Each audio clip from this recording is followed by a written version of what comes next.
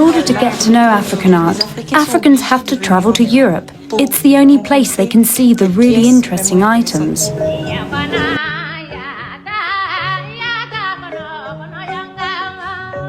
burned down the city, they massacred a whole lot of people, and then they looted these artifacts.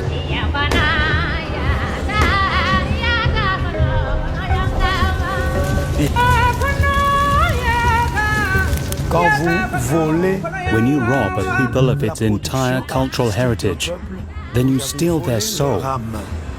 This is the British Museum. It's the world's largest world history museum, and it draws millions of visitors every year. Inside, it holds more than 8 million cultural and historical artifacts from all over the world, which cover 2 million years of human history. Nearly half have disputed ownership. The British Museum claims those pieces belong there, on display for the world to see.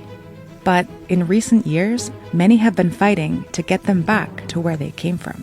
The list of disputed museum treasures keeps on growing. Should cultural artefacts return to their home countries or be left in Western museums? British soldiers, armed with machine guns, conquered the city and burned it to the ground, but not before carefully taking thousands of artifacts. They piled them up neatly, photographed them, and even labeled them loot. This photo, taken at the Benin Palace after the raid, shows soldiers with the dismantled plaques that were brought to the British Museum and sold all over the world. And after hundreds of years, the once prosperous kingdom was gone. The region fell under full British colonial control until 1960, when Nigeria, including the city of Benin, gained independence. But even though they were finally free, their historical artifacts were still spread all over the world, locked up in Western institutions. Great Star of Africa Diamond.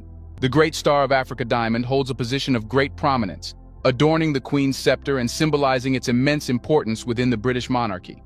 Its extraordinary size and mesmerizing beauty have made it an iconic representation of wealth and power, capturing the imagination of all who have the opportunity to see it.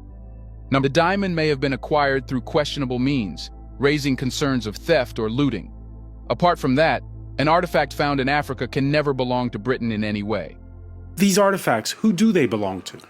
They belong to the museums where they are now. Where do Africa's treasures belong? Now imagine this headline differently. Imagine if it said, "Where do Germany's treasures belong?" It would be a redundant question because, of course, Germany's treasures belong in Germany. But the question would never even be asked because there would be no circumstance in which it would be. Maybe it's not moral, but it's legal. And at the time, they weren't independent countries. Yes. So, of course, the colonial power can decide to take stuff. I mean, it is looting, isn't it? No. It is looting, yes. Part of it was looting. When we talk about this art that was stolen, we're told that they cannot be returned to Africa, for example, because Africans will not take good care of them. It is not merely condescending to say, "I cannot return what I stole from you because you will not take good care of it." It is also lacking in basic logic. Since when has the basis of ownership been taking good care of what is owned? What does it mean for a society to lose so many objects? It means that we forget our religions and our spiritual practices. It means that we forget the names of our kingdoms and heroes. It means that we forget our music, our crafts, and our languages. We forget our stories. And as a result, we adopt other people's religions and call our old religions witchcraft. It does not matter whether Africans can take care of the art stolen from them. What matters is that it is theirs.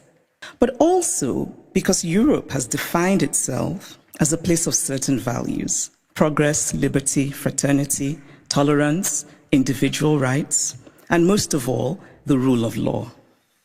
A nation that believes in the rule of law cannot possibly be debating whether to return stolen goods. It just returns them.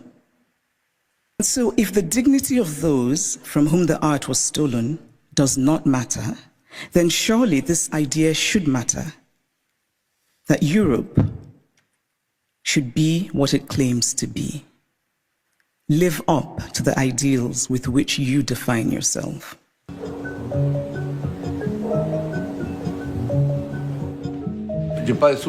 I don't have any money on me. My wealth consists of my collection. These sculptures are a disease. France had to act given the fact that 95% of the African material heritage is said to be outside of Africa. All young people need to take possession of their history to better build their future.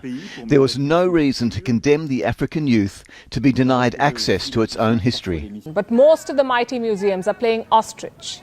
I'm talking about the big ones, like the British Museum in London, the Louvre in Paris, the Humboldt Forum in Berlin, the Getty Center in Los Angeles, the Metropolitan in New York. They're all playing dumb. These museums have locked up the precious legacy of 1 million people, and they reject all demands to return any of it. What's the UK's excuse to keep them? Their argument is incredible. Most of the museums in Britain say their only aim is to make these objects available to all so that people from all over the world can come and see them, learn more about the roots and cultures they go from. They say they keep them for the rest of the world. Do you believe this? Do you buy this argument? It's like saying that some kid from Africa can always go to Britain to learn more about her culture. Why? Because Britain is the cultural capital of the world. Capital of colonial loot, more like. As for the public service they claim to do, here's what. People from all over the world can see African art in Africa too. In fact, the whole concept of these museums is more like a colonialist fantasy of neatly cataloguing the entire world in a single air-conditioned building so that Westerners do not have to cross continents to uncomfortable climates to see them. So by holding on to them and displaying them for a fee, Western museums are still benefiting from their colonial legacy, still validating their historical wrongs and injustices. Their empires have crumbled, but their sense of entitlement has not.